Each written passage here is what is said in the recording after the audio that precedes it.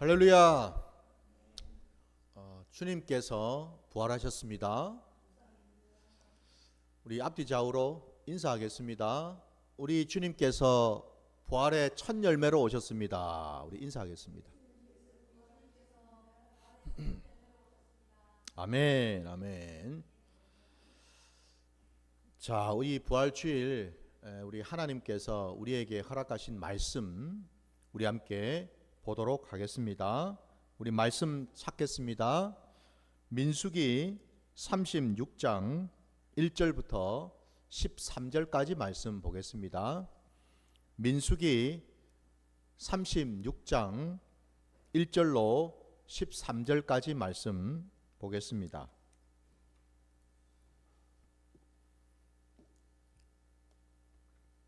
민수기 36장 1절부터 13절.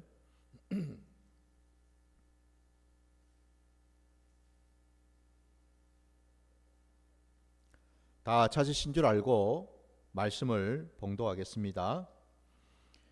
요셉 자손의 종족 중 므낫세의 손자 마길의 아들 길앗 자손 종족들의 수령들이 나와 모세와 이스라엘 자손의 수령된 지휘관들 앞에 말하여 이르되 여호와께서 우리 주에게 명령하사 이스라엘 자손에게 제비 뽑아 그 기업의 땅을 주게 하셨고 여호와께서 또 우리 주에게 명령하사 우리 형제 슬로바스의 기업을 그의 딸들에게 주게 하셨은즉 그들이 만일 이스라엘 자손의 다른 지파들의 남자들의 아내가 되면 그들의 기업은 우리 조상의 기업에서 떨어져 나가고 그들이 속할 그 지파의 기업에 참가되리니 그러면 우리가 제비 뽑은 기업에서 떨어져 나갈 것이요 이스라엘 자손의 희년을 당하여 그 기업이 그가 속한 지파에 참가될 것이라. 그런즉 그들의 기업은 우리 조상 지파의 기업에서 아주 삭감되리이다. 모세가 여호와의 말씀으로 이스라엘 자손에게 명령하여 이르되 요셉 자손 지파의 말이 옳도다. 슬로브앗의 딸들에게 대한 여호와의 명령은 이러하니라. 이르시되 슬로브앗의 딸들은 마음대로 시집 가려니와 오직 그 조상 지파의 종족에게로만 시집 갈지니 그리하면 이스라엘 자손의 기업이 이 지파에서 저 지파로 옮기지 않고 이스라엘 자손이 다 각기 조상 지파의 기업을 지킬 것이니라 하셨나니 이스라엘 자손의 지파 중 그 기업을 이은 딸들은 모두 자기 조상 지파에 종족되는 사람의 아내가 될 것이라. 그리하면 이스라엘 자손이 각기 조상의 기업을 보존하게 되어 그 기업이 이 지파에서 저 지파로 옮기게 하지 아니하고 이스라엘 자손 지파가 각각 자기 기업을 지키리라. 슬로브앗의 딸들이 여호와께서 모세에게 명령하신 대로 행하니라. 슬로브앗의 딸 말라와 디르사와 호글라와 밀가와 노아가 다 그들의 숙부의 아들들의 아내가 되니라. 그들이 요셉의 아들 므낫세 자손의 종족 사람의 아내가 되었으므로 그들의 종족 지파에 그들의 기업이 남아 있었더라. 이는 여리고 맞은편 요단가 모압 평지에서 여호와께서 모세를 통하여 이스라엘 자손에게 명령하신 계명과 규례니라. 아멘. 자, 오늘 우리에게 주신 이 말씀을 가지고 분배하신 땅의 신앙적 의미라는 제목으로 말씀을 전긋고자 합니다.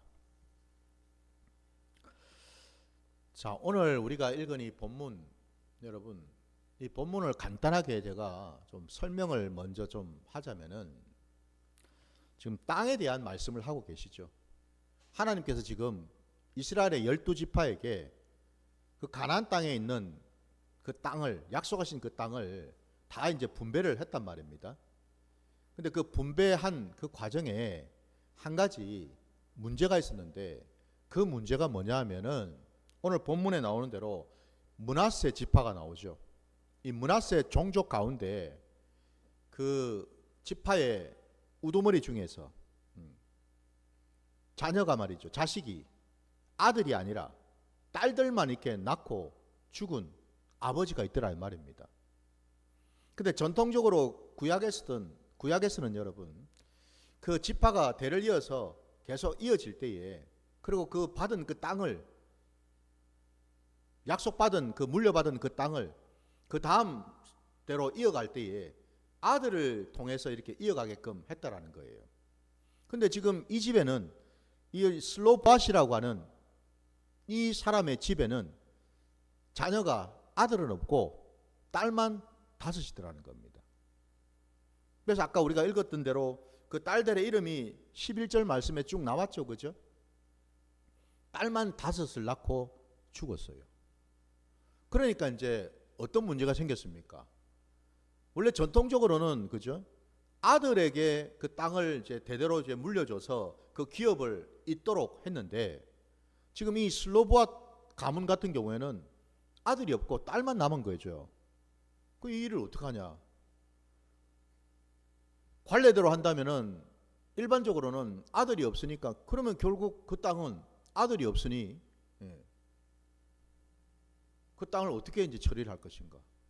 그리고 만약에 하나님께서 그 슬로보앗의 5명의 그 딸들이 있는데 그 딸들이 만약에 다른 지파의 남자들과 혼인을 맺어가지고 결혼을 해서 산다면은 결국 그 슬로보앗의 5딸들은 출가한 딸이 되잖아요, 그죠? 예. 그러니까 이제 그 남편 되는 그 지파의 소속으로 들어가야 되지 않습니까, 그죠? 그래 되면 결국 뭐예요? 슬로보앗이 받은 그 땅은 고스란히 뭐예요? 그 딸들이 결혼한 그 지파의 땅이 되어 버린다라는 거죠. 이해가 되시죠, 여러분? 예. 바로 이 문제를 지금 얘기하고 있단 말입니다. 그래서 이제 므낫세 지파에서 모세에게 찾아와서 이 문제를 좀 해결해 주십시오. 어떻게 하면 되겠습니까? 라고 했을 때에 하나님께서 말씀하셨습니다. 그들이 얘기를 한 것이 맞다. 그러니 내가 명령한다 라고 하시면서 아까 우리가 읽었던 그 본문 중에서 여러분 6절 말씀을 다시 보시면 6절 말씀입니다. 슬로보앗의 딸들에게 대한 여호와의 명령이 이러하니라. 이르시되 슬로보앗의 딸들은 마음대로 시집을 가려니와 오직 그 조상 지파의 종족에게로만 시집 갈지니 그리하면 이스라엘 자손의 기업이 이 지파에서 저 지파로 옮기지 않고 이스라엘 자손이 다 각기 조상 지파의 기업을 지킬 것이니라 하셨나니 라고 말씀하셨습니다. 그러니까 하나님의 명령은 하나님의 지혜는요 말씀하실 때에 그 슬로보앗의 5딸들이 결혼을 하되 다른 지파의 남자랑 결혼하지 말고 자기 지파 같은 므낫세 지파 안에서 결혼을 하게 되면 결국 그 땅은 그대로 그 므낫세 지파에 남게 되니까 계속해서 그 기업이 유지되지 않겠느냐 그 말씀이죠, 그죠? 아마 충분히 이해가 되셨을 겁니다. 근데 오늘 제가 이제 여러분하고 함께 나누게 될 내용은 이런 표면적인 지금 얘기를 하려고 하는 게 아니에요, 여러분. 그래서 제가 말씀의 제목도 분배하신 땅의 신앙적 의미라고 제가 제목을 붙이지 않았습니까? 왜 하나님께서 이렇게 땅에 대한 얘기를 자꾸 하실까? 왜 이스라엘 백성들에게 땅을 이렇게 축복으로 주시고 약속으로 기업으로 주시고 거기에 대한 이런저런 명령을 하신 것일까?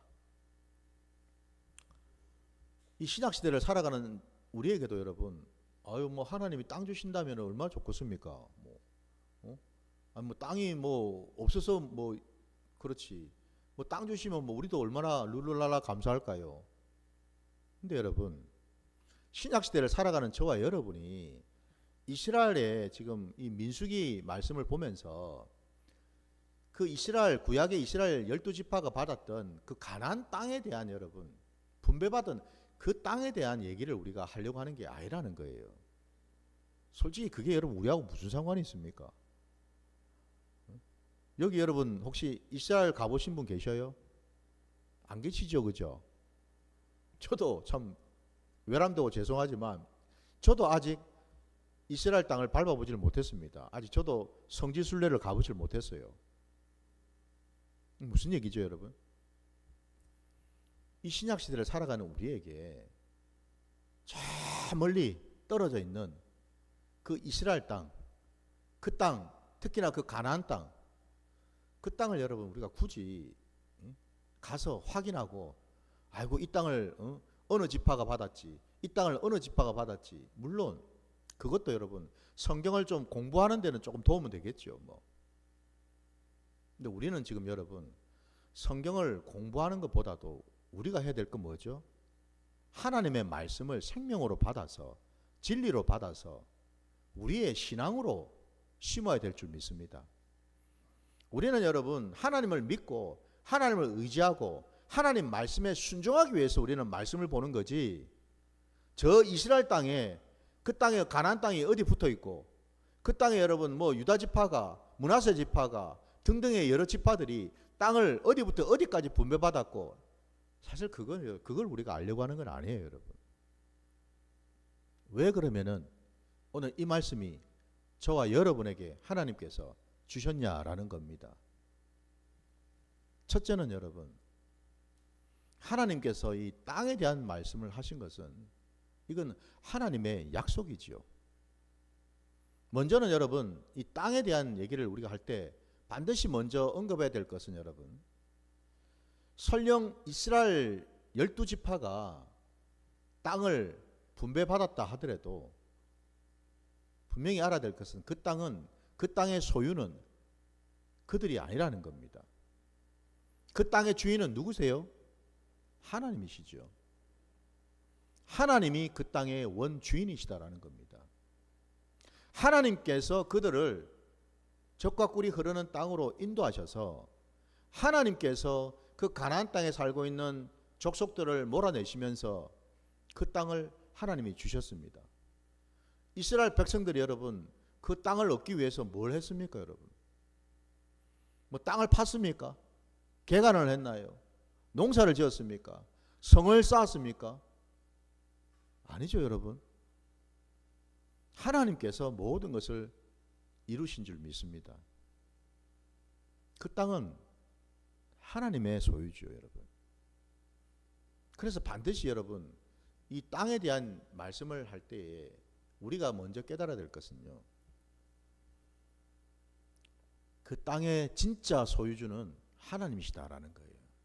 그러면 이스라엘 백성들은 그러면 그 땅을 기업으로 받았는데 그들은 뭡니까? 그러면 잠시 동안 위임을 받은 거죠. 하나님께서 잠깐 동안 그 땅을 맡기셨다 이 말입니다, 여러분. 믿으십니까? 그래서 저와 여러분이 이 땅에 대한 얘기를 들을 때에 우리가 먼저 생각이 될 것은 뭐냐면, 우리의 신앙의 자리에서 우리의 모든 것은 다 누구의 것이라고요? 하나님의 것이다라는 거예요, 여러분. 내 생명이 여러분 내 것인가요? 내 삶의 자리가 내 것입니까? 내 가정이 내 것인가요? 내가 하고 있는 모든 일자리며 내가 머무는 그 곳곳마다 그것이 여러분 내 것인가요?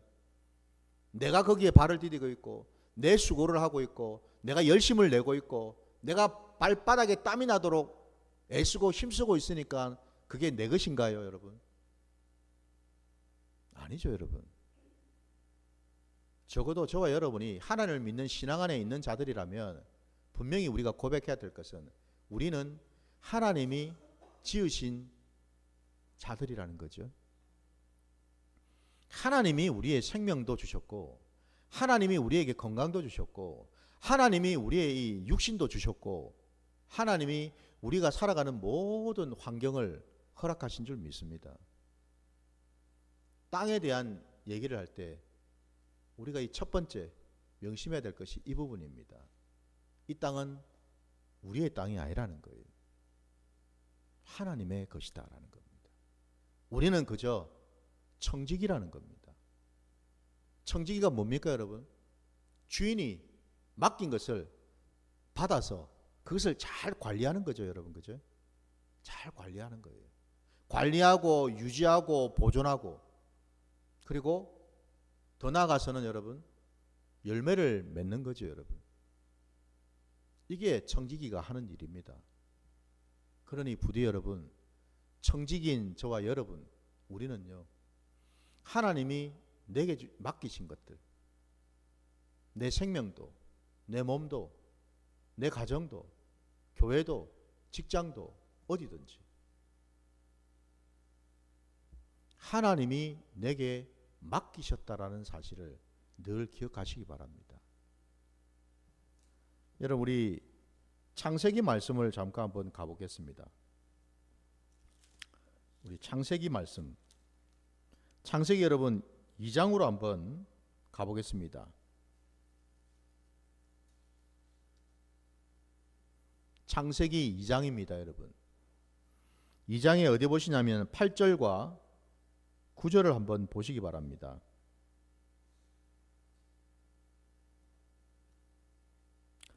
창세기 2장 여러분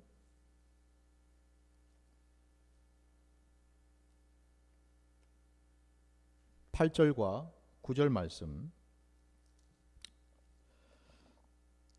봉독하겠습니다. 여호와 하나님이 동방의 에덴에 동산을 창설하시고 그 지으신 사람을 거기 두시니라. 여호와 하나님이 그 땅에 보기에 아름답고 먹기에 좋은 나무가 나게 하시니 동산 가운데는 생명나무와 선악을 알게 하는 나무도 있더라. 아멘. 방금 읽은 이 창세기 2장의 이 말씀 여러분, 하나님께서 흙으로 사람을 지으시고요, 티끌로 사람을 지으시고 그 코에 생기를 부어 넣었을 때 비로소 사람이 생명이 되었다라고 말씀하고 있고요. 그 다음에 이제 이어지는 말씀이죠. 하나님께서 동방의 에덴에다가 동산을 지으셨다고 말씀합니다. 왜 동산을 지으셨는가? 뒤에 보니까 하나님이 지으신 그 첫사람 아담을 거기에 두시기 위함이라고 말씀하고 있습니다. 여러분, 여기 여러분 동방의 에덴이라는 그 땅에 하나님이 동산을 지으셨다고 말씀하셨죠.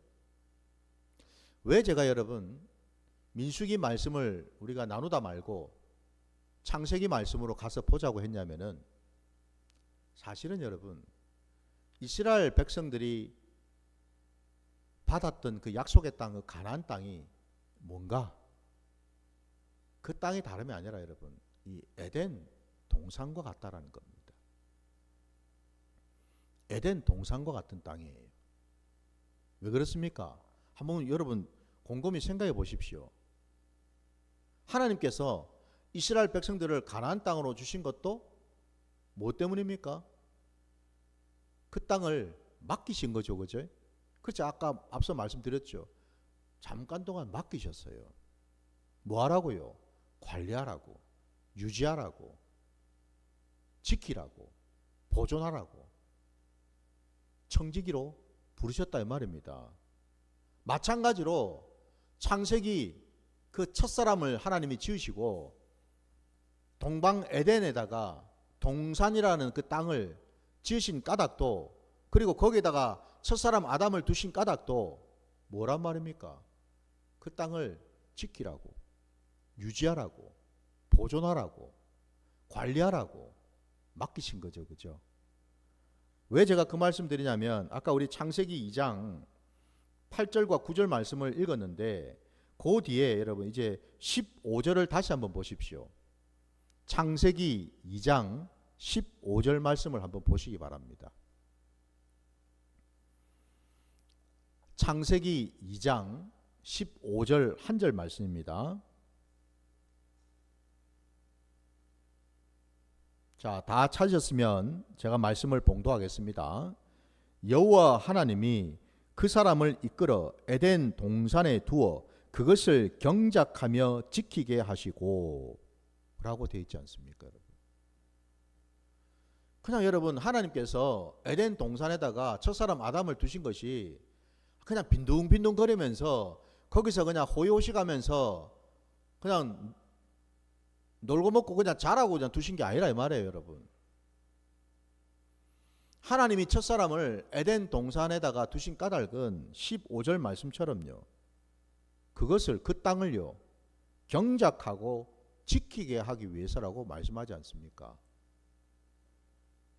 이것처럼 하나님께서 자꾸만 땅에 대한 말씀을 하시는 까닭은요 다름이 아니라 우리로 하여금 하나님의 백성들로 하여금 하나님이 허락하신 그 땅을 경작하고 지키게 하시려고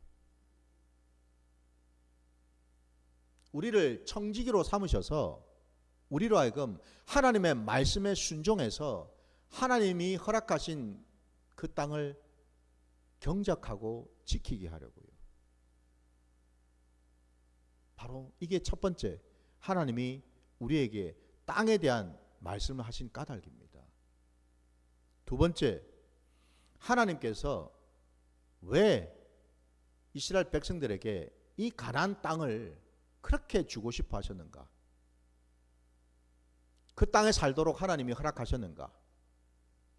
그냥 단순히 여러분 축복하시려고? 그게 아니라는 거예요.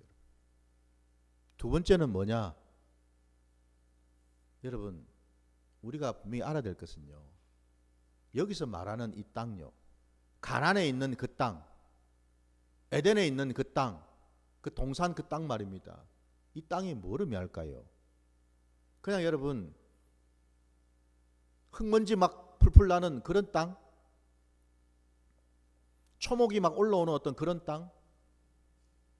그런 땅일까요? 그게 아니고 여러분 성경에서 말씀하고 있는 이 땅은요 저와 여러분의 심령 땅이라는 겁니다. 여러분 우리의 심령이에요. 심령 우리의 마음이라고요. 마음 예수님께서 이 땅에 오셔서 여러분 씨 뿌린 자의 비유 말씀하셨지요. 그 씨 뿌린 자의 비유를 보시면 어떤 것들이 나옵니까? 길가와 같은 땅이 나오죠. 돌짝밭 같은 땅이 나오죠. 여러분 가시덤불이 덮여있는 땅이 나오죠. 그리고 옥토와 같은 기름진 땅이 나오죠. 예수님께서 이 네 가지 씨 뿌린 자의 비유에 말씀하신 그 땅들이 다 뭘 말하겠습니까? 그게 진짜 땅일까요? 아니죠. 여러분 그게 바로 우리의 심령이라는 겁니다. 심령의 상태라는 거예요. 여러분 길가와 같은 땅은 여러분 어떤 땅이겠습니까? 그 땅은 여러분 뭐를 심을 수 있는 땅이 아니죠. 그죠? 길가에다가 여러분 길에다가 여러분 씨 뿌린 사람이 어디가 있습니까? 세상 천지에 예? 길에다가 무슨 말입니까? 길가와 같은 땅이란 말은 우리의 심령이 너무너무 완악하고 악하다라는 겁니다. 세상 사람들을 보십시오. 예수 믿으면 복 받습니다. 예수 믿고 구원 받으세요 하면은 반응이 어떻습니까? 들은 척 만척하죠. 그죠? 심지어는 어떻게 합니까? 니나 잘 믿으세요. 그러죠. 그죠? 예수 안 믿어도 나는 잘 사니까 니나 잘 믿고 사세요. 그러지 않습니까, 여러분? 그런 심령요. 그런 심령이 뭔 땅이겠어요? 그게 바로 길가와 같은 땅이죠, 여러분. 그게 길가입니다. 그래서 예수님께서도 이 땅에 오셔서 제일 여러분 우리를 구원하시기 위해서 관심을 가지셨던 영역이 어디였느냐? 바로 우리 심령 땅입니다, 여러분. 저와 여러분의 심령 땅은 지금 어떤 모습일까요? 길가입니까? 돌짝밭입니까? 가시덤불입니까? 돌짝밭처럼 마음에 깊은 곳에 상처가 있어가지고 하나님의 말씀이 제대로 심어지지 않는 그런 심령입니까? 아니면 세상의 유혹이나 물질에 대한 재리의 어떤 그런 염려 때문에 물질의 염려 때문에 온통 근심 걱정에 쌓여서 사는 그런 심령 땅입니까, 여러분? 아니면 옥토처럼 기름져서 여러분 하나님의 말씀이 심어지는 쪽쪽 말씀을 받아들이고 그 말씀에 순종하며 사는 그런 땅입니까, 여러분? 한번 여러분 생각해 보시기 바랍니다. 나는 지금 하나님 앞에서 어떤 땅으로 살고 있는가? 어떤 심령으로 살고 있는가? 하나님께서 이스라엘 백성들에게 가나안 땅을 허락하신 까닭은요, 분배하신 까닭은요, 그냥 그 땅에 들어가서 호의호식하면서 잘 먹고 잘 살라고 주신 땅이 아니라는 겁니다. 왜요? 그 땅에는 아직도 가나안의 7족속이 살고 있거든요, 여러분. 아직도 그 땅에는 원수 마귀가 살고 있거든요, 여러분. 끊임없이 우리를 하나님으로부터 이간질시키고 하나님부터 떼어내려고 하는 악한 세력이 아직도 있거든요, 여러분. 여전히 내 안에는 육성이 살아있어서 세상에 대한 욕심, 세상에 대한 정욕, 내가 습관적으로 예수 믿기 전에 가지고 있었던 내 생각들, 내 경험들, 이런 것들이 남아있거든요. 그거를 여러분 그냥 놔두면 되겠습니까? 놔두면 안 되겠죠, 그죠? 그러면 어떻게 해야 됩니까, 여러분? 갈아엎어야죠. 이제 여러분 이제 봄이 오지 않았습니까? 봄이 오면은 이 농부들은 바쁘죠, 그죠? 예, 바빠요. 뭐 때문에 바쁩니까? 농사를 지으려면, 씨를 뿌리려면은 묵은 땅을 갈아엎어야 될 거 아닙니까? 그 일부터 해야 되죠, 그죠? 흔히 우리가 귀경한다고 말씀하죠, 그죠? 땅을 갈아엎어야 돼요, 여러분. 그래야지 위에 땅, 아래 땅이 막 섞여가지고 뒤집어지면서 골고루 이렇게 되면서 그 땅에 제대로 땅을 그동안 딱딱하고 굳어있던 땅을 부드럽게 만들어줘야 되겠죠, 그죠? 생명이 돌도록. 그때 비로소 씨를 심어야 할 때 씨가 제대로 심을 심길 수 있고 자랄 수가 있겠죠. 하나님이 이스라엘 백성들에게 가나안 땅을 분배하신 까닭은요, 바로 그거 하라고요. 그거 들어가서 그 땅 갈아엎으라고. 그 땅이 뭐라 그랬습니까? 우리의 심령, 저와 여러분의 마음요, 마음을 갈아엎으라고요, 여러분.